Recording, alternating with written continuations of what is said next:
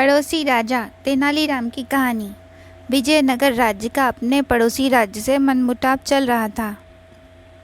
तेनालीराम के विरोधियों को तेनालीराम के खिलाफ राजा कृष्णदेव राय को भड़काने का यह बड़ा ही सुंदर अवसर जान पड़ा।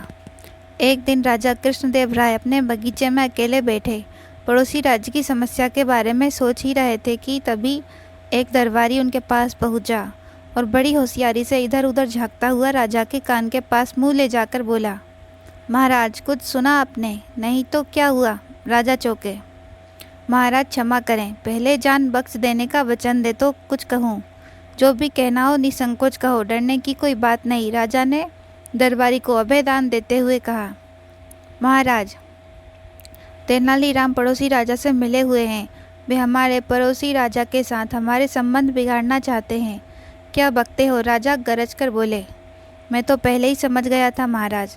तेनालीराम ने आपके ऊपर ऐसा जादू किया है कि आप उसकी शिकायत सुन ही नहीं सकते, या यूँ कहिए कि तेनालीराम की शिकायत आपके कानों को सहन नहीं होती।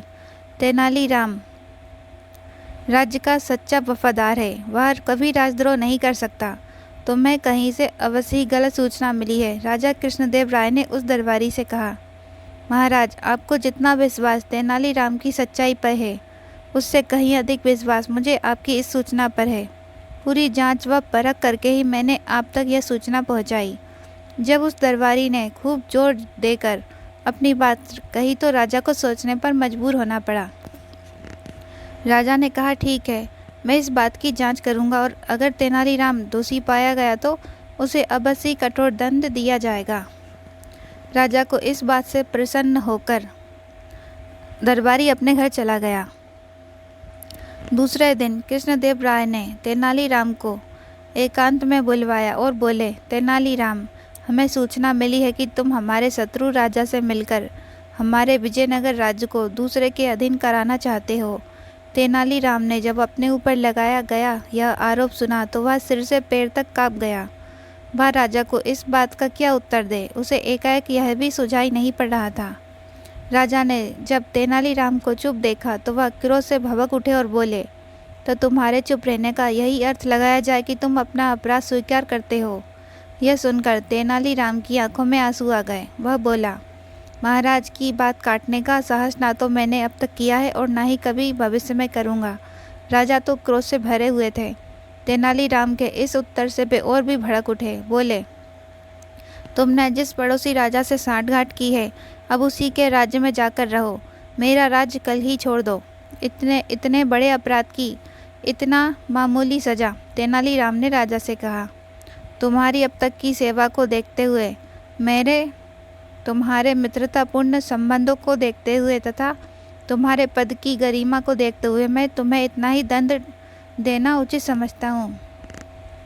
यदि कहीं अपराध किसी और ने किया होता तो मैं उसकी बोटी बोटी नुचवा लेता। राजा ने क्रोध में बिफरते हुए कहा। तेनालीराम ने राजा का फैसला सुना और अपनी सफाई में एक भी शब्द नहीं कहा। बेचारा चुपचाप सिर झुकाकर राजा के सामने से चला गया। दूसरे दिन जब तेनालीराम के विरोधियों ने यह सुना कि तेनालीराम राज्य छोड़कर चला गया है तो उनकी खुशी की सीमा ना रही। वह सब राजा पर अपना प्रभाव बढ़ाने के उपाय सोचने लगे और अपनी पदोन्नति के मंसूबे बांधने लगे। तेनालीराम विजयनगर राज्य के शत्रु राज्य की राजधानी पहुंचा और वहां के राजा से मिला। उसने उस राजा के गुणों का वर्णन छंदबद्ध करके उसे सुनाया। राजा अपनी प्रशंसा सुनकर खुशी से झूम उठा। उसने तेनालीराम से उसका परिचय पूछा। तेनालीराम ने अपना परिचय देते हुए कहा, मैं विजयनगर के राजा कृष्णदेव राय का निजी सचिव तेनालीराम हूँ। उस राजा ने तेनालीराम की बहुत प्रशंसा पहले से ही सुन रखी थी, लेकिन तेनालीराम से भेंट का यह पहला अवसर था। उस राजा ने तेनालीराम का भरपूर स्वागत किया। तेनालीराम ने इस स्वागत के लिए राजा को धन्यवाद दिया।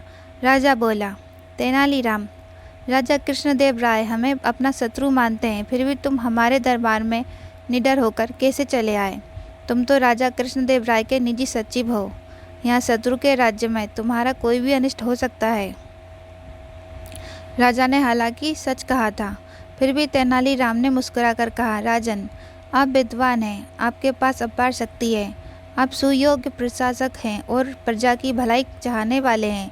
बिल्कुल ऐसे ही गुण हमारे महाराज में भी हैं। वे आपको अपना शत्रु नहीं मित्र मानते हैं। आपकी इसी भ्रांति के निवारण के लिए महाराज ने मुझे आपके पास भेजा है। महाराज हमारे दुश्मन नहीं दोस्त हैं।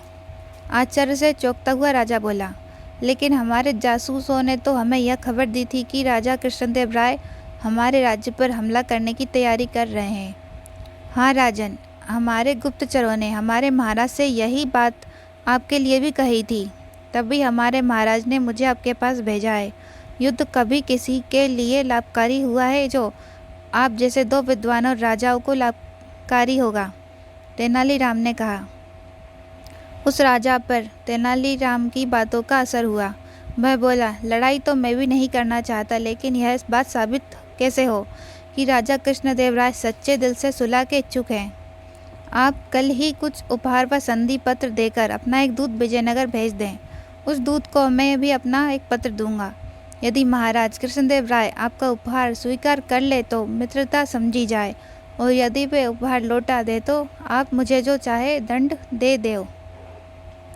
लेकिन यह मेरी तरफ से सुलह का पैगाम हुआ। यह तो मेरी हेटी मानी जाएगी। राजा ने कहा, लेकिन संधि प्रस्ताव लेकर मैं तो स्वयं आपकी सेवा में उपस्थित हुआ हूँ। पहल तो हमारे राज्य की ओर से है। राजा की समझ में यह बात आ गई। उसने दूसरे ही दिन अपना एक विशेष दूत कुछ उपहार देकर विजयनगर भेज दिया।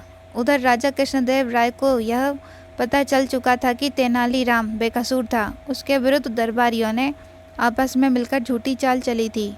इधर जैसे ही शत्रु राजा का दूत बहुमूल्य उपहार लेकर राजा कृष्णदेव राय के पास पहुंचा तो राजा प्रसन्नता से भर उठे। उन्होंने मन ही मन तेनालीराम की बुद्धिमानी की प्रशंसा की और उस दूत के साथ ही अपना मंत्री भी उस राजा के लिए उपहार देकर भेज दिया। राजा कृष्णदेव राय ने अपना एक विशेष पत्र भी उस राजा के नाम लिखा कि तेनालीराम को तुरंत वापस भेज दिया जाए। और जब तेनालीराम वापस विजयनगर पहुंचा तो राजा कृष्णदेव राय ने उनका विशेष स्वागत किया और उसे ढेरों पुरस्कार दिए। जिन दरबारियों ने तेनालीराम के विरुद्ध षड्यंत्र रचा था वे दरबारी शर्म से पानी पानी हो गए।